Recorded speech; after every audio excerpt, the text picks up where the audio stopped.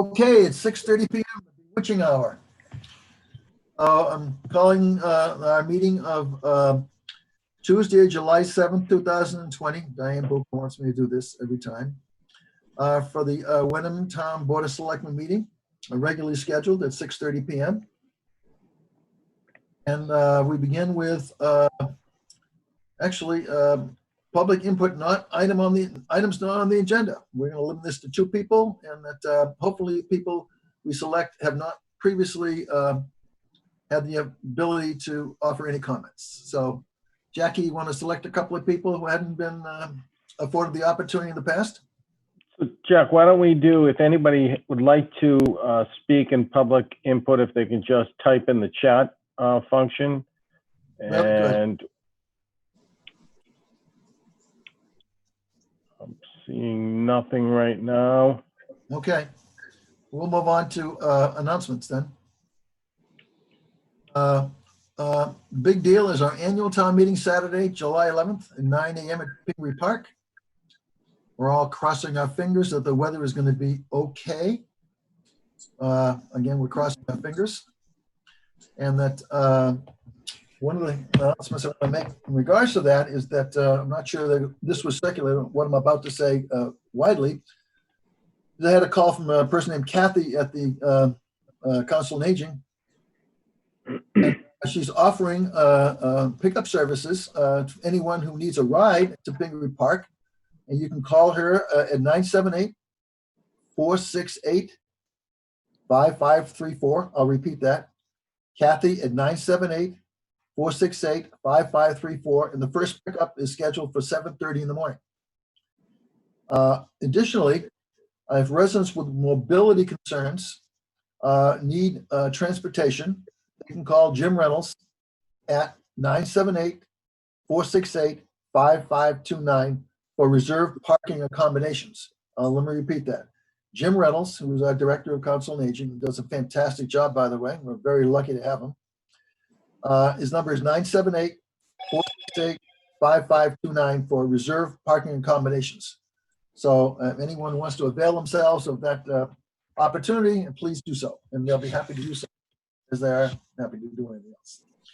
So I'm going to turn it over to Anthony to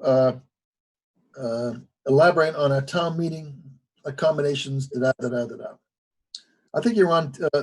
I do have a spot on that later on the agenda, but I'll take the opportunity. New business support. I see that. Yeah, but I do want to thank everybody, our staff, Jack, that's really been working hard. So I'll take that opportunity now to do that. There's a lot to doing town meeting outdoors the way we're doing it. So everybody's really chipped in nicely. So I do believe, though, Selectman Cheeseman wanted a few minutes in this section to just introduce himself. Yes. Let me do that myself, and I should have done. First of all, we want to welcome Gary Cheeseman, a newest selectman who was just elected last Thursday, I guess, and that welcome on board, and that we also want to wish our retiring selectman, Catherine Harrison, good luck in the future. She served 6 years, 2 full terms on the Board of Selectmen, and that she made a valuable contribution during those 6 years, was always up to speed on the agenda, and that we wish her well in whatever endeavor she's going to do from now on.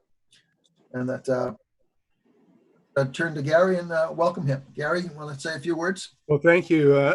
Thank you for everyone that voted for me out there, and I'm excited to start this job and move forward with the town.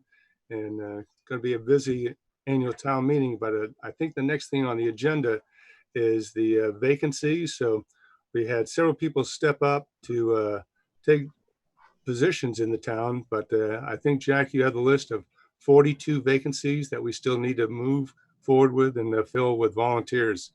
So if you're out there watching that, let's step up and fill some of these jobs. Thank you. I have a listing of those, and welcome again, Gary. And that so here are the requests. We're looking for, as Gary said a minute ago, to fill a lot of vacancies, and so we're requesting so-called letters of interest for board and committee openings, which are as follows: the Affordable Housing Trust, the Audit Committee, the Cemetery Committee, Community Preservation Committee, Conservation Commission, Council on Aging, Finance and Advisory Committee, Hamilton Wenham Cultural Council, Hamilton Wenham Joint Recreation Committee, Historic Commission, Historic District Commission. Are they different? Yeah. Iron Rail Commission, Open Space Recreation Committee, Veterans Committee, Wenham Connects, the Wish Committee, and Zoning Board of Appeals. Let me go over them again because I did maybe too fast. I'll slow down. We're looking for letters of interest. And by the way, the letter of interest doesn't have to be 2 pages or even 1 page. It simply say I'm a Wenham resident. You have to be a Wenham resident to be appointed in any one of these committees. And you have an interest in a particular committee. You might want to describe why you are, but you don't have to. And simply let us know that you're alive, well, you're a Wenham resident, and you're interested in serving on a particular committee, as I'll go over these one more time.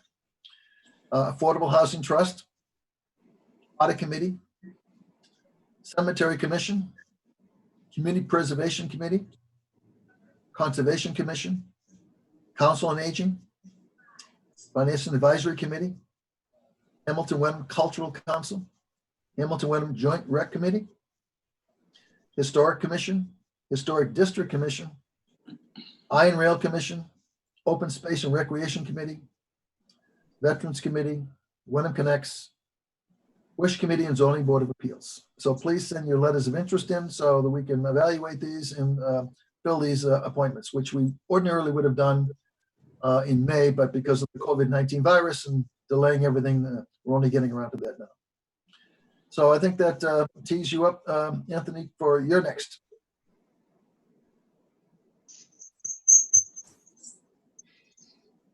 It says Town Administrator's Report, 6:50. We're 12 minutes early. You're muted, Anthony.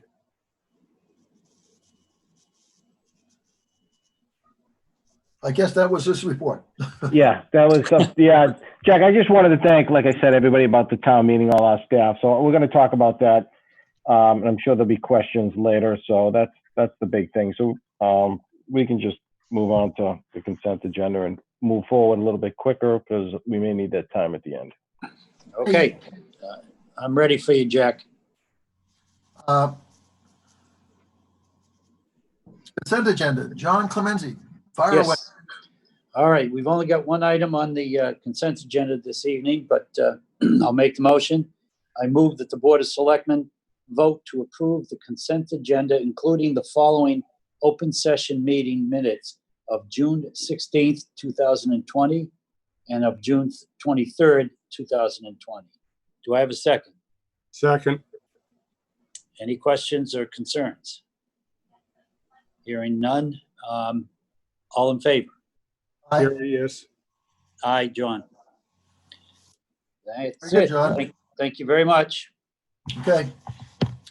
Now on to new business.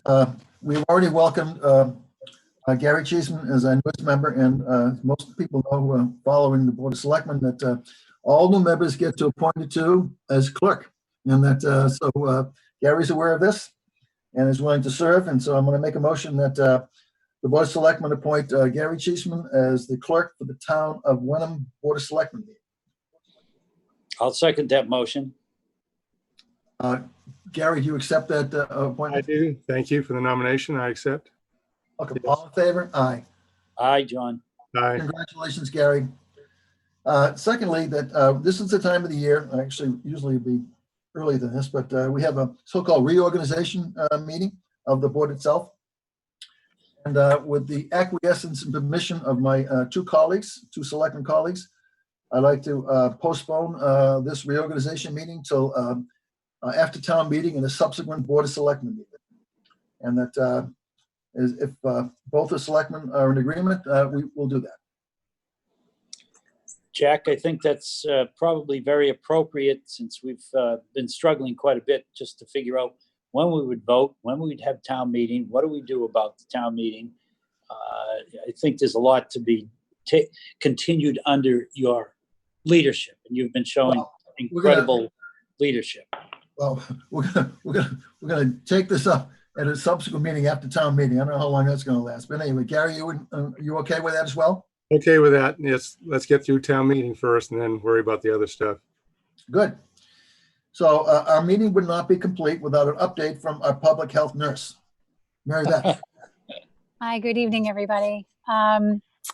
As it stands right now, since the last time we met, we did have an additional confirmed, I believe it was since we last met, an additional confirmed and probable case. So the numbers as reflected on the town website are 19 confirmed cases, 7 probable cases. There have been no increase in fatalities related to COVID-19, which is all really good news. As you all are probably aware, we're now in step 1 of phase 3. And one piece of information I'd like to share with all residents is in our 4th phase process, phase 4 will only come into being when there is either a developed vaccine available or developed treatment available for COVID-19. So we can anticipate that we'll be in phase 3 for quite some time. And the Department of Public Health has advised that there may be many steps in phase 3, and the timing of moving through the steps is not delineated as we were anticipating. I can't remember if it was 3 or 4 weeks through the phase 1 and phase 2. So we can anticipate being in phase 3 of the state's reopening for quite some time while we await, as I said, treatment or vaccine for the treatment of this disease. I have been diligently listening to updates from the state about all of the guidances as they pertain to youth and adult sports and restaurants and all different kinds of things that are now changed in terms of their ability to open and entertain more individuals.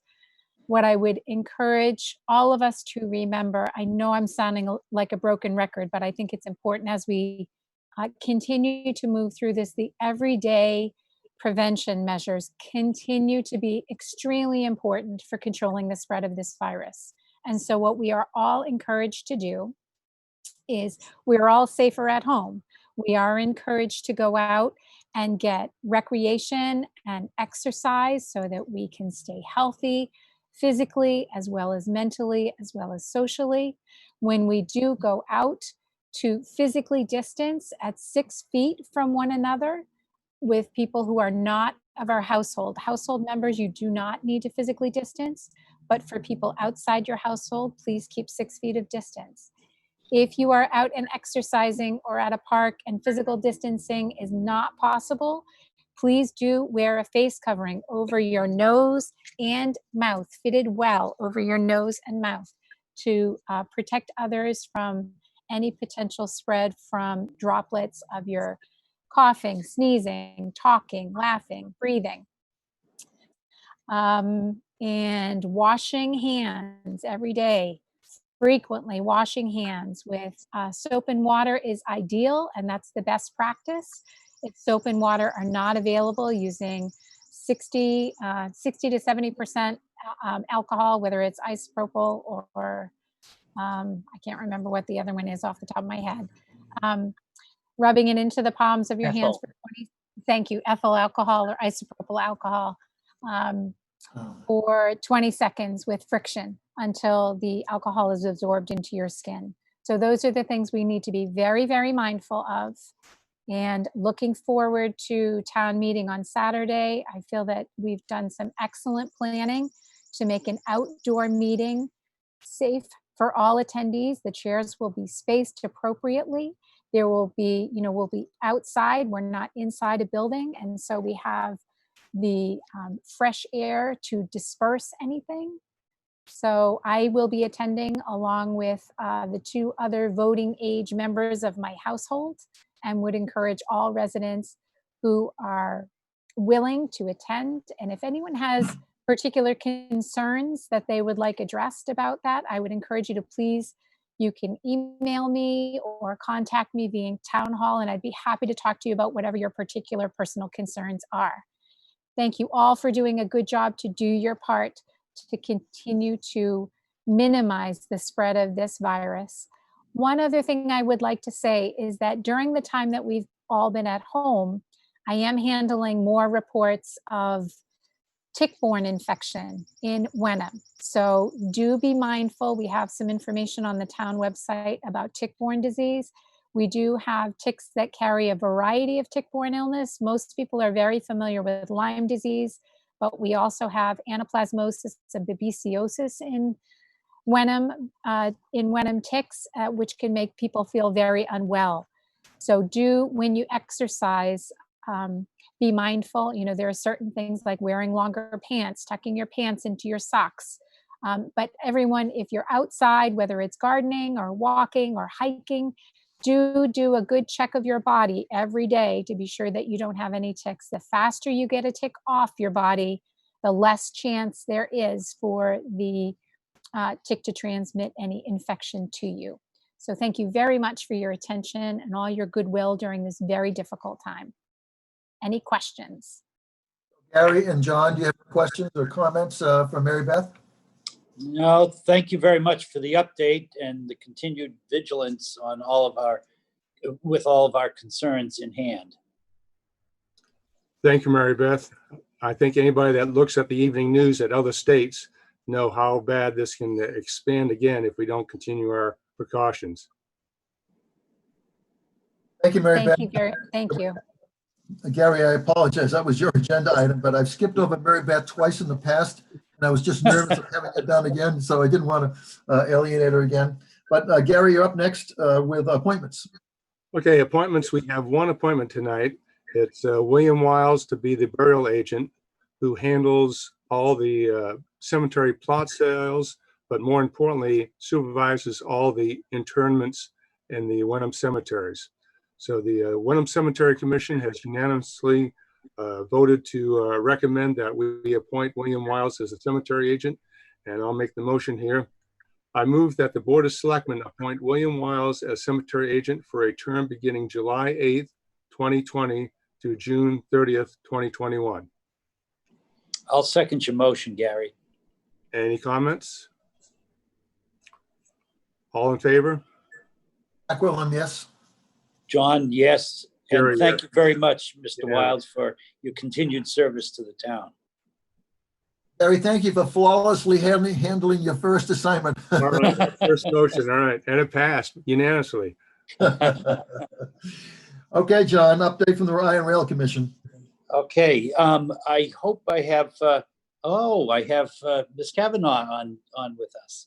I want to recognize Natalie Kavanaugh as a representative for the Iron Rail Commission, and Lou Randazzo, who has been an absolute star in my world.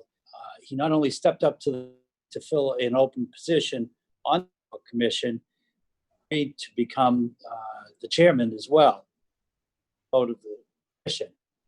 And so he has spent the last couple of months researching all of the information for all of the tenantship on that property that generates one of the highest revenue sources for the town of Wenham.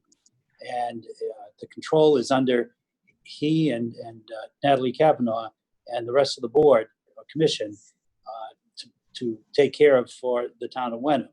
So this will all go in, the information will be accessible to the finance department so that they can keep track of rental incomes, and to the other department heads in case there's need for activity with the other department heads, DPW, police, fire, or whomever. So Natalie, I thank you for being here, and if you can give us the update.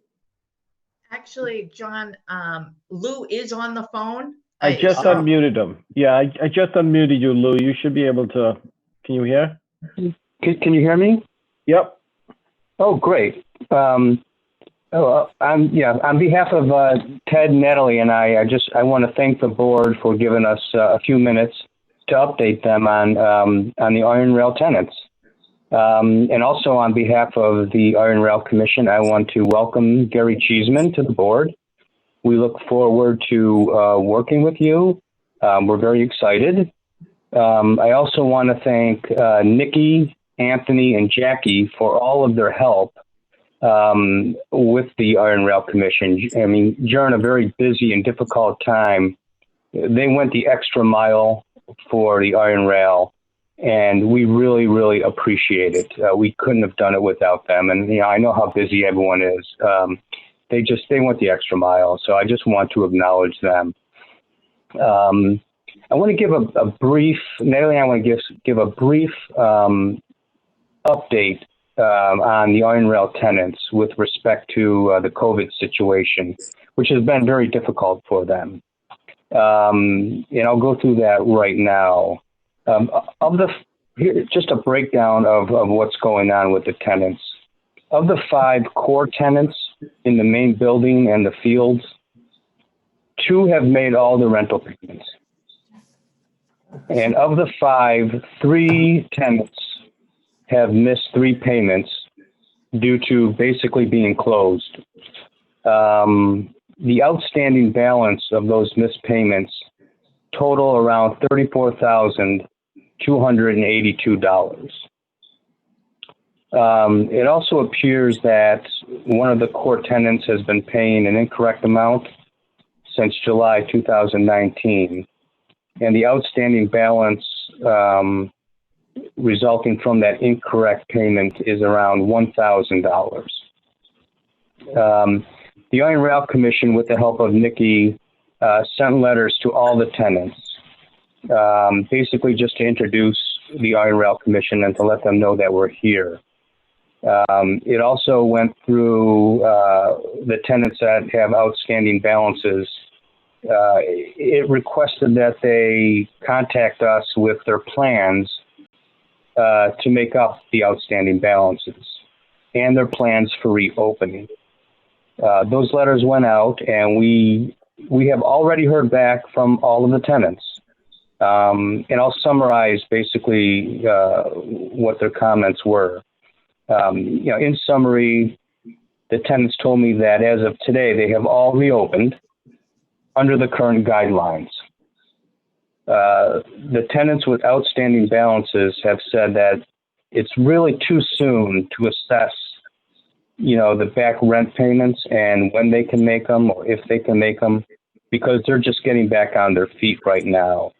Therefore, I suggested to them that, they run their businesses for 2 to 3 weeks to see how business is, and then after 2 or 3 weeks to contact us about discussing the back rent issues.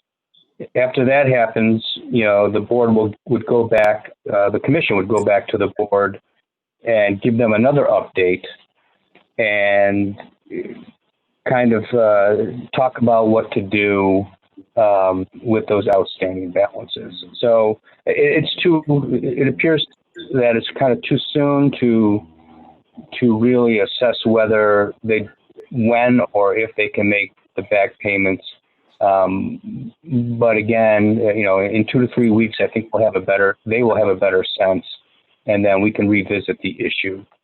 That's basically what they've told me, and I'm happy. We're happy to address any questions right now.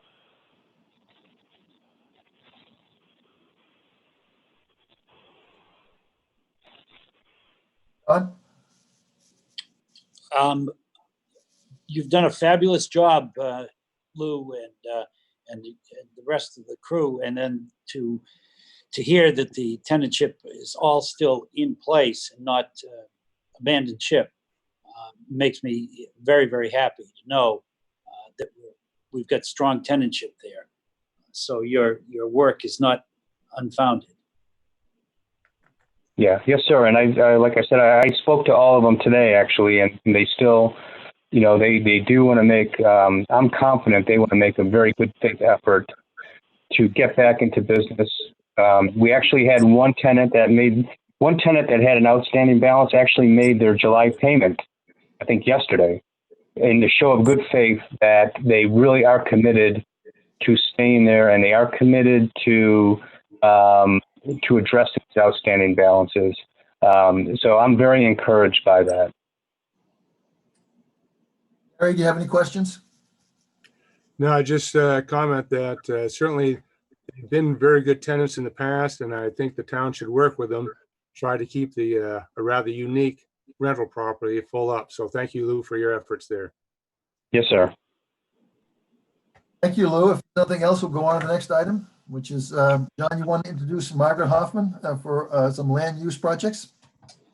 All right, good. If you could update the board on the land use projects that we have going on, that would be much appreciated. I've read your document and thank you very much for the effort. Well, thank you. Thanks for having me tonight. And Gary, congratulations on your election. Thank you. I thought I would just update you on the big three that are ongoing now. Spring Hill Farms, Wenham Pines, and Maple Woods. Those are the three big land use projects that we're currently dealing with. And then I'll go on to some of the smaller ones just quickly. But so Spring Hill Farm subdivision, I think everyone's aware, it's a 17-lot subdivision off of Dodges Row. Currently, it's located approximately at 79 Dodges Row. Currently, as of July 2nd, 7 of the homes are occupied.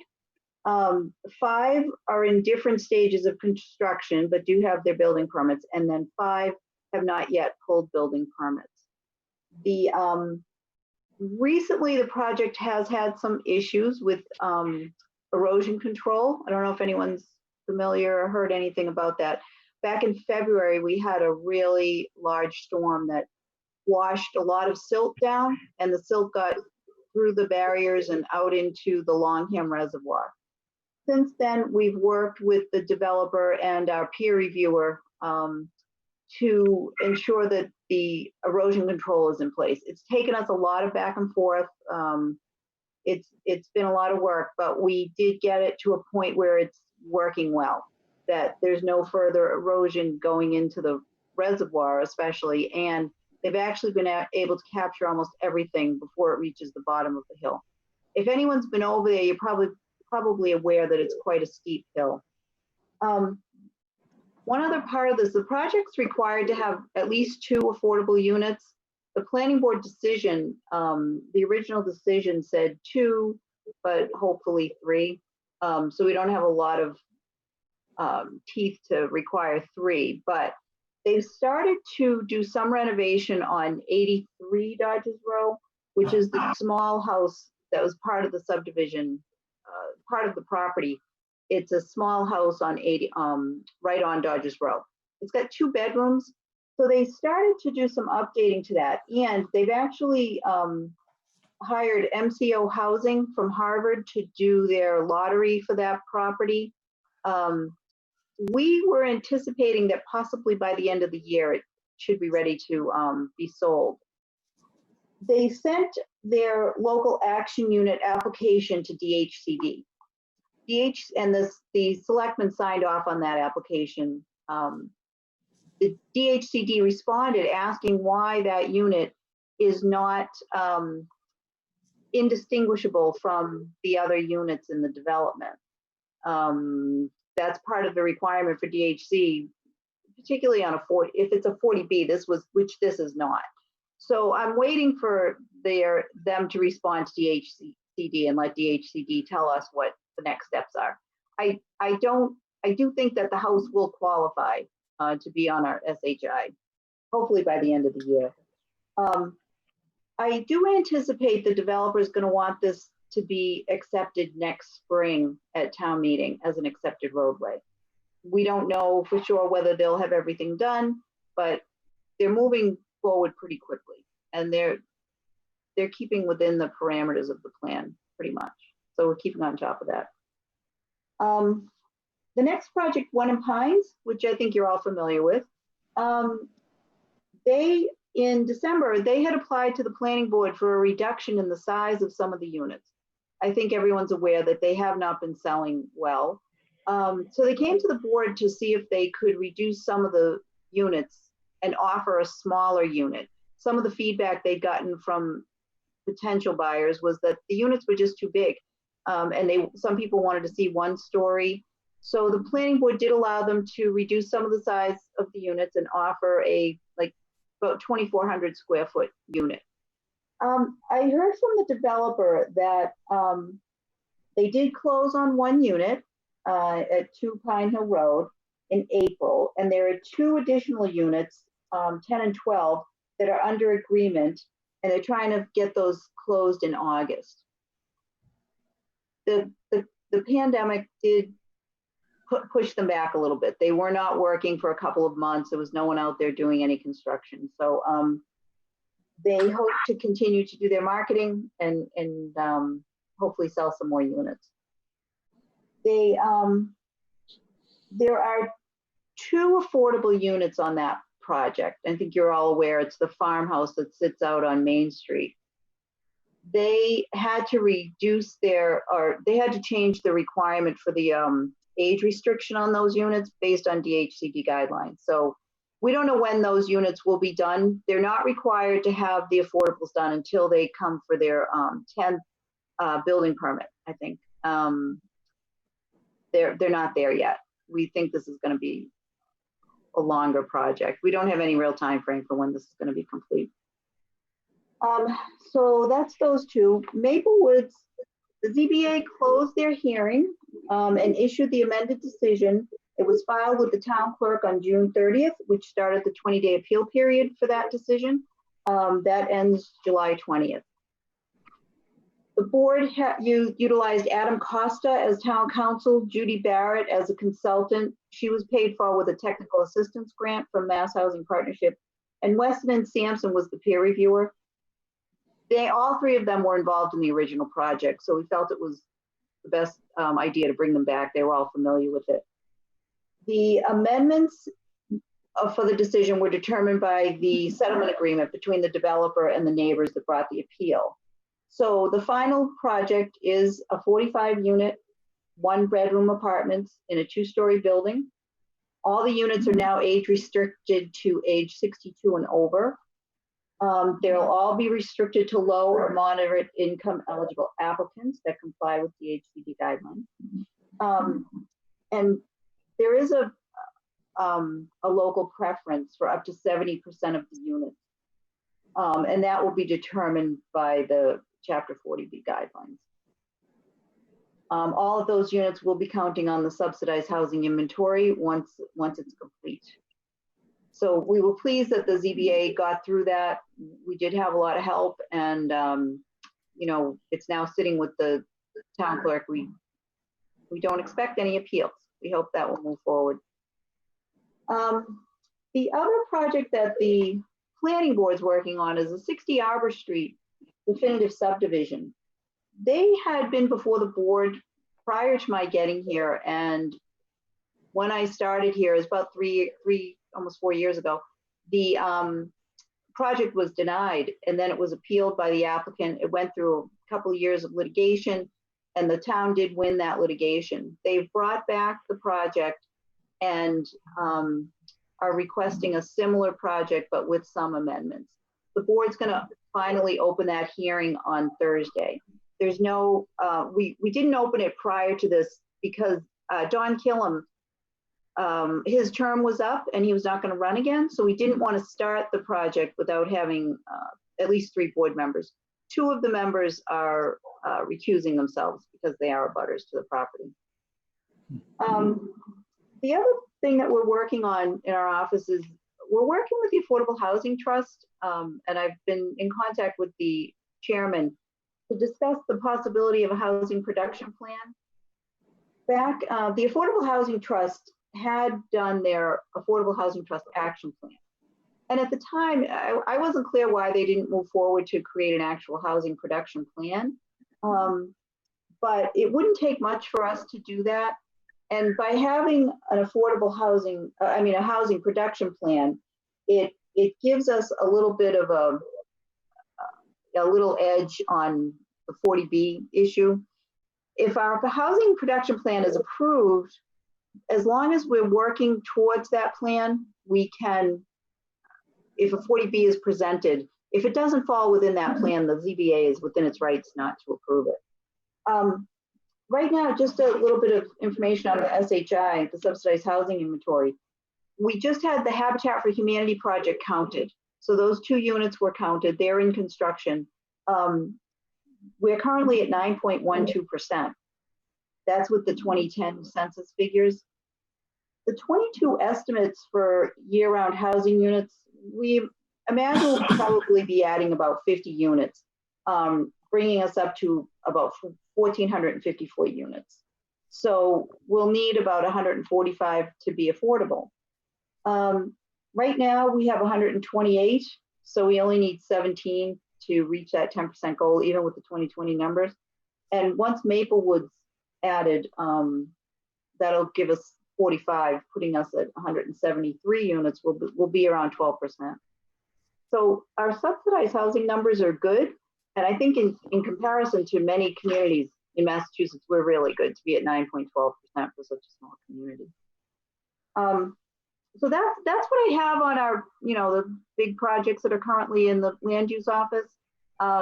If there's any, I don't know if you have any questions, or are there any particular projects you have heard about or you have questions on? Margaret, this is John. Could we go back to the Spring Hill project? Sure.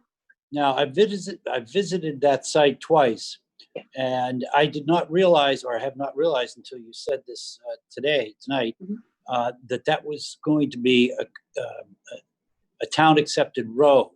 Oh, yeah. I'm very, very concerned with that because the conditions up there are quite a mess. Oh, sure. Right now, yeah, they are. I saw the large tailings to contain the water runoff, and not only does it not look good aesthetically, but I'm not sure the practicality of it.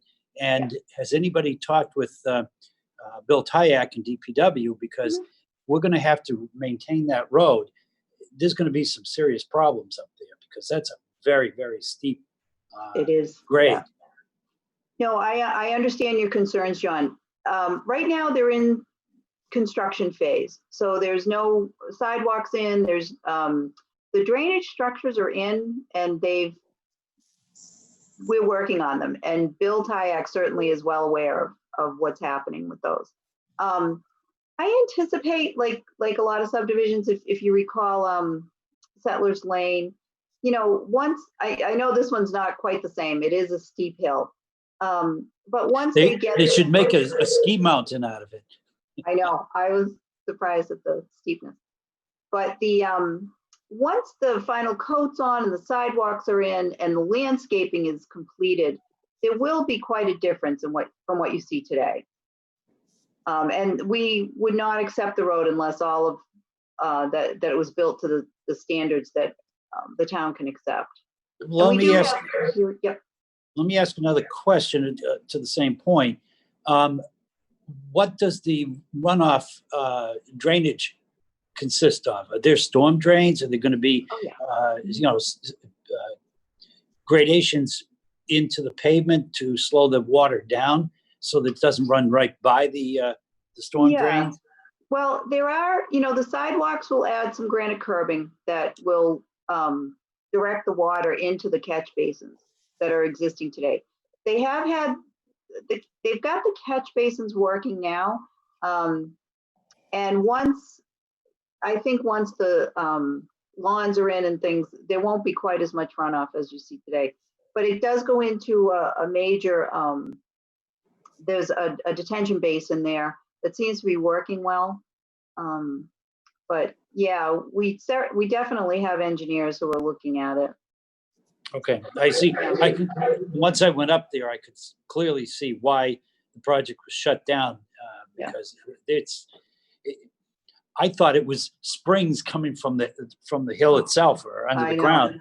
Yeah, this is surface water. Right? This is quite an endeavor. All right. Well, thank you very much. Yeah, sure. Just keep that in mind, and I want to make sure that the board is consistently assessed of what's going on there, particularly under that arena. Yeah. Sure. Thank you. Do you have any questions? I'm good, thank you. Okay, thank you, Margaret. Okay, thank you. Great report. Thank you. Yeah, thanks so much. So now we're on to approval of year-end appropriations. Chris Holak, and Anthony, presumably. Go ahead, Chris. All right. Thank you. Good evening, everyone.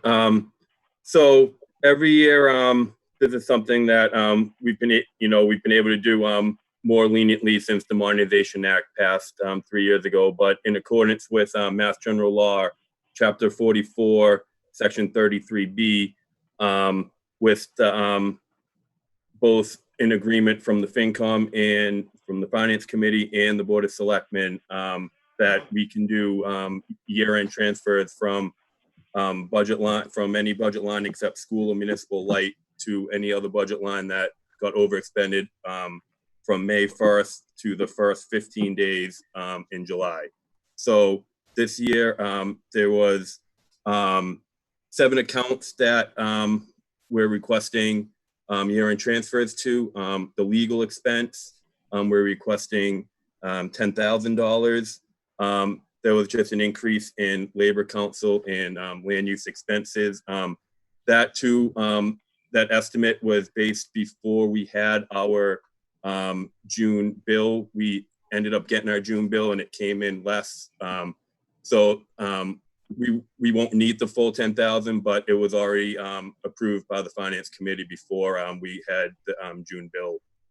So that's that. The town hall salaries line is $7,000. There was increased minutes from the recording secretary, and also the town hall salaries lines where the merit was merit pay was reserved to get paid out of. So there, we had to reserve that $30,000 from the merit pay that was approved at the last meeting. So just to be safe, we're putting the $7,000 in to make sure there was enough to cover all of that.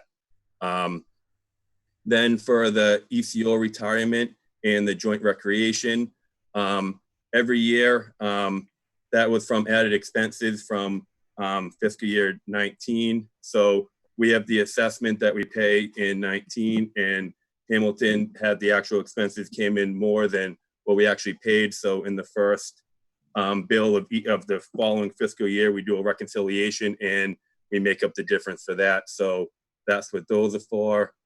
For the finance expense, we're looking for $15,000 in that line. When we lost the finance, Patty as our finance director, we brought in a consulting firm, Clifton Lawson Anderson, to help us out and get caught up in our reconciling for the new treasurer collector that came in.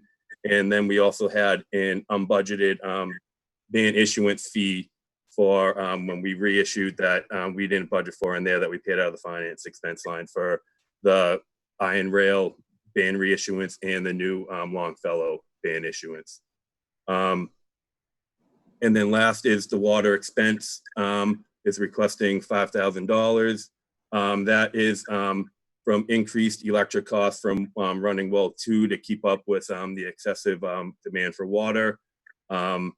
And that is the water that's coming right out of the water salary line. So that's going to stick the water to water. There was some extra money in the salary line that was able to use to cover the extra expenses in the expense line. So the money is going to be transferred from 3 accounts. Compensated absences, we had budgeted $22,000 for in case there was a retirement that came up and we had to pay out any sick and vacation buybacks. We didn't have any this year, so we had that money available. Retirement, we're going to transfer $12,000 out of. That is, we have to budget for our Essex retirement assessment. We budget for the full amount, but if we pay it on the first warrant, which we do each year, we get around $15,000 savings. So that's where that money came from. And then from $5,000 from the finance salary and wages line, which is from the salary we saved from when the finance director went to another community. So those are the transfers and the reasonings. If you have any questions, I'm happy to answer them. You have any questions? No, I looked at all the transfers, looked okay to me. John? I'm all set. Thank you very much, Chris. Okay, let's see. We'll have a motion to approve the year-end appropriations and transfers as described by Chris Holak. Do I hear a second? Second. Any discussion? All in None. favor? Aye, John. Hi, Gary.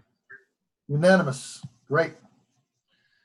Okay. Thank you. And Jack, I would like to say there is a document at Town Hall that as their chair that if you could sign when you have a chance, that would be great. Okay, I'll do that. Thank you. We have the, John, you're on, discussion of, potential travel stipends for the building department. Yes, sir. John, Okay, I'm wondering if I have BJ Brown online with us. Yes, sir. Oh, you are? Okay, Yes, great. All right, BJ has put together a proposal for review and acceptance, hopefully, of compensation to the inspectional services folks for compensation for their expense for running their vehicles around to sites, on a daily, weekly basis. So I'll hand off to you, Mr. Brown, if you could enlighten the board. Absolutely. So it's really just a easier way to compensate the inspectors for using their own vehicles, traveling from site to site, doing inspections and responding to emergency calls. It's just at the moment more paperwork than it's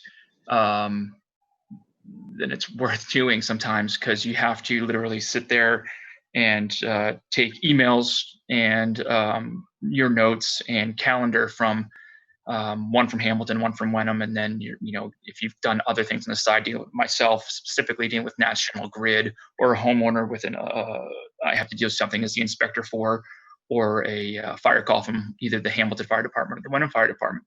I've got to make all those notes down, and then I have to go from point A to point B to point C to point D, and then submit that paperwork with a form.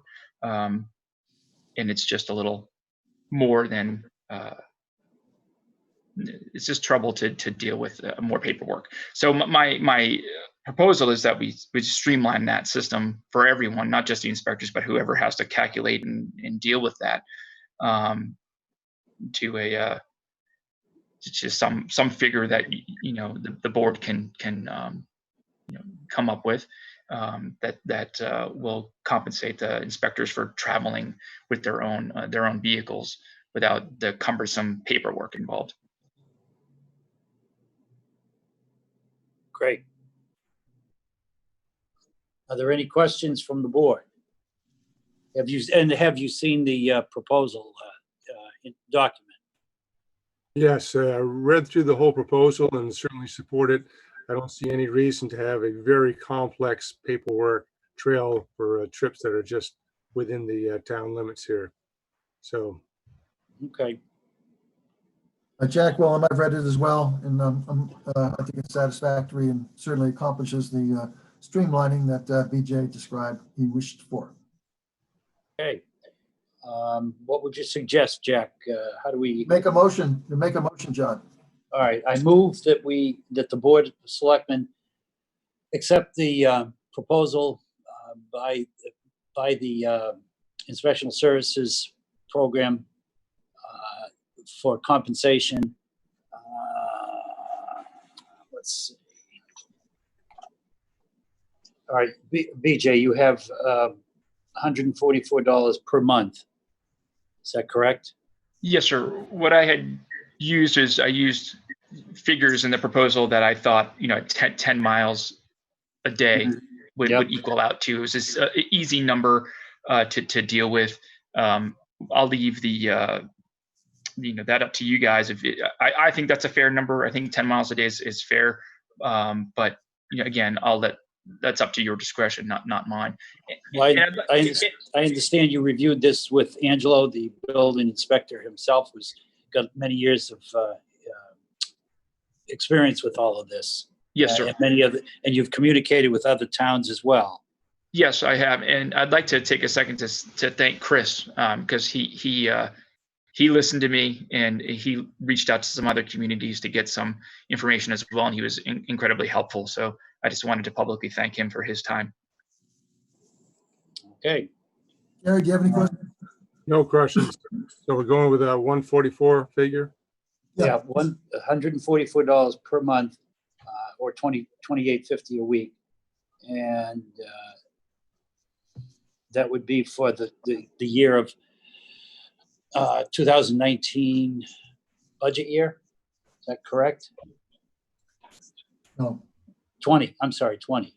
we just finished 20, John. We're into 21 now, so it'd be, Well, this is the cap. This is to capture the year we've just finishing up. So he's looking for 20 and 21. And 21, yes. Okay. All right. Do I have a second? Second. Okay. Any further questions or concerns? Hearing none. All in favor?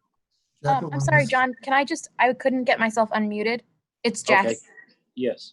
I just wanted to make a note that I think it's important, while BJ is here tonight and is making this proposal to you, I would advocate that we agree to the same proposal for both the electrical inspector as well as the inspector of plumbing and gas. Those positions are considered a similar stipend role. So I think it's important that if it's being considered for one of those two roles, it should be considered for both. Absolutely, Jackie. Thank you for catching that. That is correct. Yeah, I have a caveat to that though. So BJ estimated his mileage. That may not be the same for all of the all of the other inspectors. So I would suggest that the money is the same per mile, but I think we need to get an estimate from the other inspectors about how many miles, per day, per week, per month they travel, and that I think the stipend for those should be based upon their estimated mileage. BJ did it for himself, but he didn't do it for the others. Oh, I thought well, BJ, So- you speak to that. So Jack, I agree. I think I'm happy to reach out to the plumbing inspector and get a similar sense of what his mileage is from what BJ presented for the inspector of wires position. I just didn't want to disclude, it would only be one other inspector that would be eligible for this. And I just didn't want to close the door on the option if this other inspector wanted to submit a similar proposal. Yeah, with an estimate of mileage, he would be incurring. I'm just saying, we would like, we should have an estimate from the person you're talking about, the inspector you're talking about, well, how many miles he or she would be incurring a month, and compare that with the existing one and tailor it accordingly. That's all. Okay. Absolutely. I'll ask him for that. I did speak with Kevin, and I was sort of speaking for both of us. I didn't, as Jackie did point out, it's probably a different. I don't know how different, but I had used the 10 miles based on a simple number. I travel anywhere from 8 to 12, sometimes 15 a day, depending on how many inspections. Whether I have 3 or 8, and I sort of assumed that where electrical is, often plumbing is. So Kevin is usually going to a lot of the same places I am. So this was, I did have Kevin in mind when I did this, but to your point, it wasn't tailored for the plumbing inspector, but thank you guys. I appreciate it. Okay. Okay. All in favor? John? Aye. Gary, yes. Jack Wilhelm, yes. All right. Thank you very much, Jackie and BJ. Yep. Thank you for all your help. Okay, now for the biggie. Are you ready, Anthony? I think so. I hope so. Our annual town meeting on Saturday, and that for those of you who are religious, please pray for no rain Saturday morning, or certainly no lightning. The town has put a lot of effort into trying to make a very safe environment to have our annual town meeting, and that I think Anthony is going to describe the particulars. Please go ahead. Yeah, thanks, Jack. As you indicated, we've been monitoring the weather forecast, and it does look like we could see some showers on Saturday. Our tent is quite large. It's 100 by 180 is the big big tent, and then we're also actually going with a secondary tent for an overflow, which I just increased the size of that. And I think it's, Nikki told me it's 40 by 60 or somewhere around there. So just to make sure that we can get more people under the tent and less in the open air overflow. Although there may be those that want to bring their own pop-up and stay away, and we still would have that area cordoned off of that.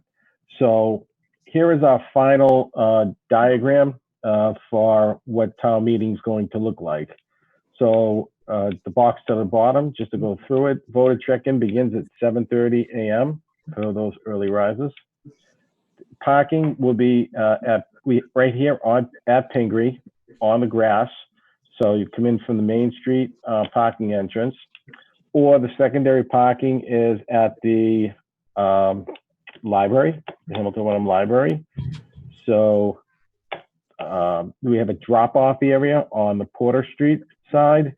So you cannot pull into Pingree from Porter Street. That will be closed off. But if those that need to be dropped off there, you can get dropped off and then walk the path to check in. Again, Jack, you had mentioned if some seniors have some mobility concerns, we do have some reserved parking passes. The area that's going to be reserved is right here. I'm trying to use my mouse, but it's right around opposite the park, the big parking lot that we have.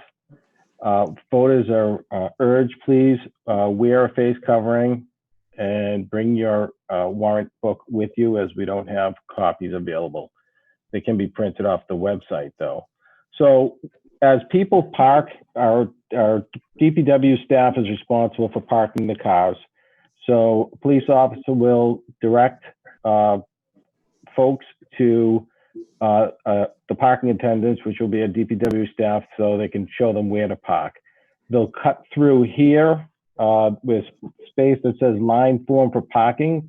So we'll have metal barriers and a safe 20-foot area, and that's going to be the emergency access road to get around the tent to the back. So we'll want people to just get out of their cars and immediately move towards the tent so people can get in there and be able to park without worrying about pedestrians being in the way.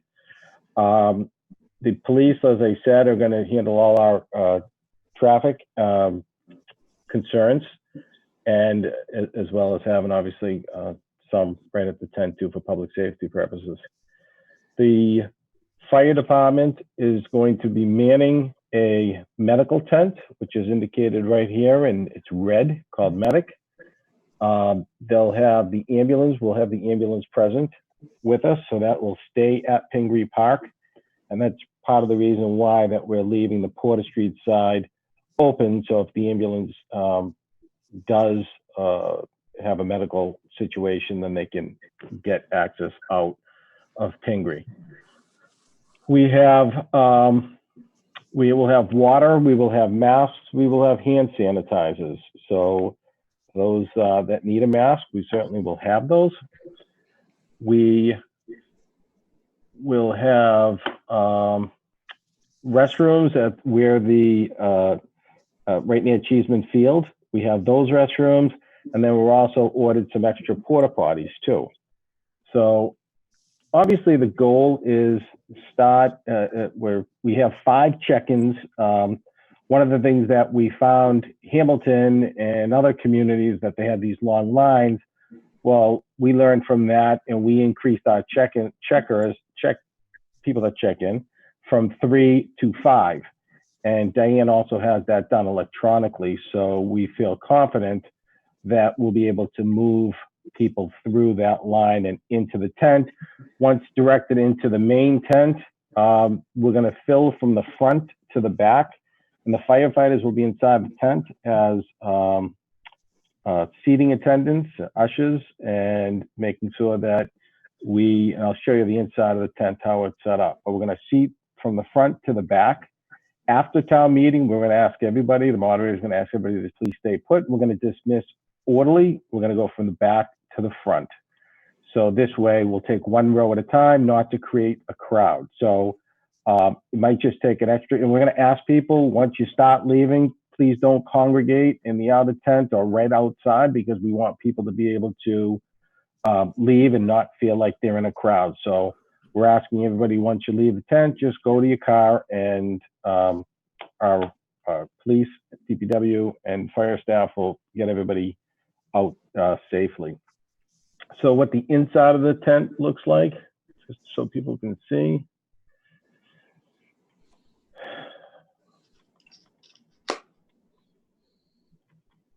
One second.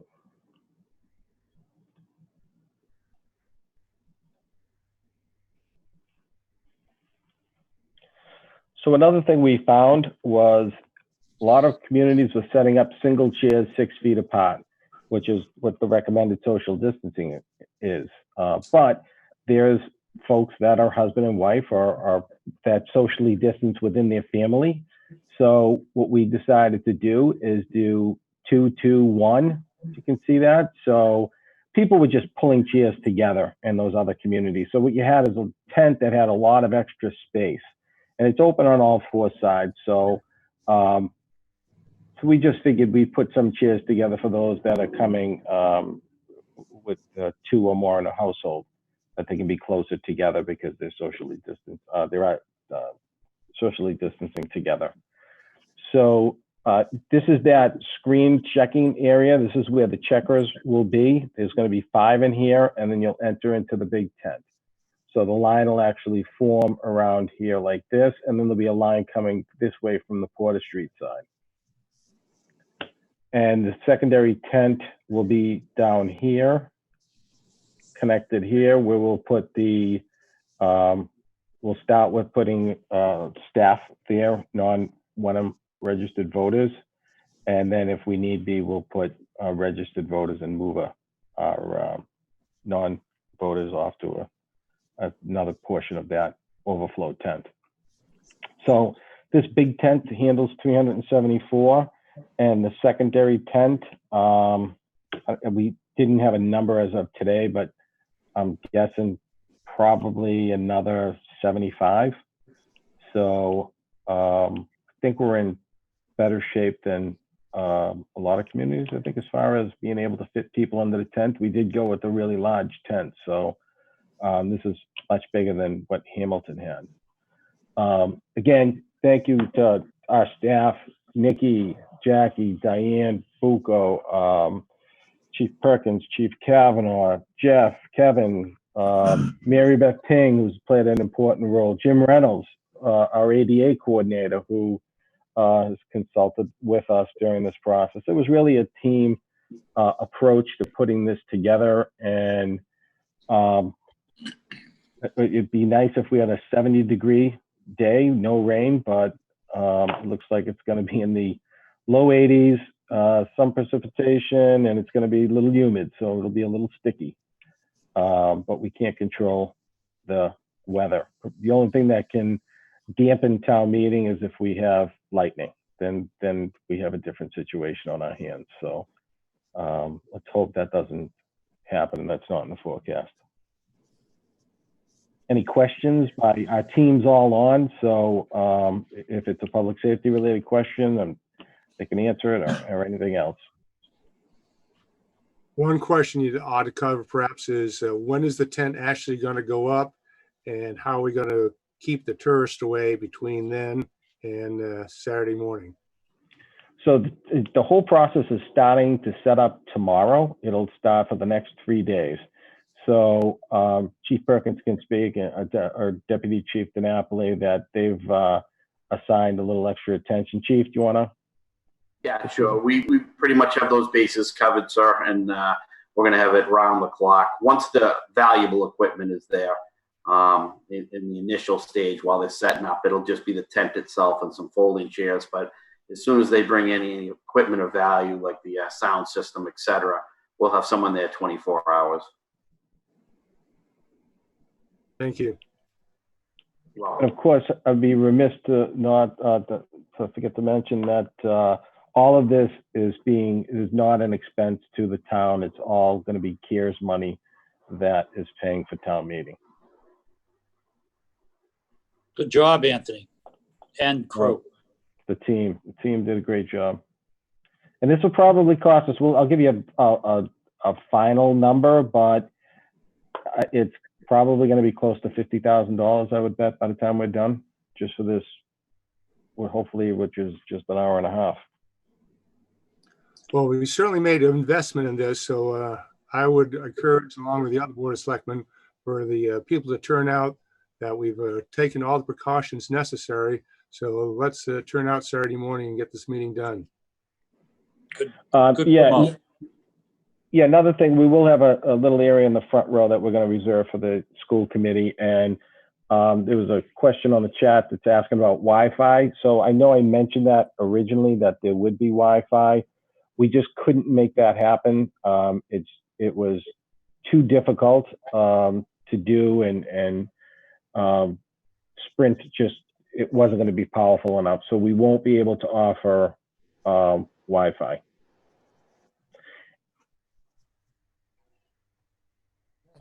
Anthony, I think that two comments.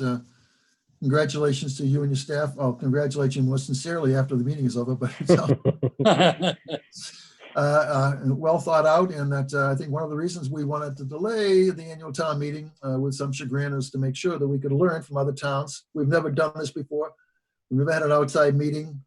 I think we've learned 2 or 3 lessons from Hamilton, for example, not having clickers, and that Anthony and his team has learned from other towns, the size of the tents, the configuration, and so on and so forth. That so I think we can have a more safe environment, and that hopefully a successful town meeting, weather permitting.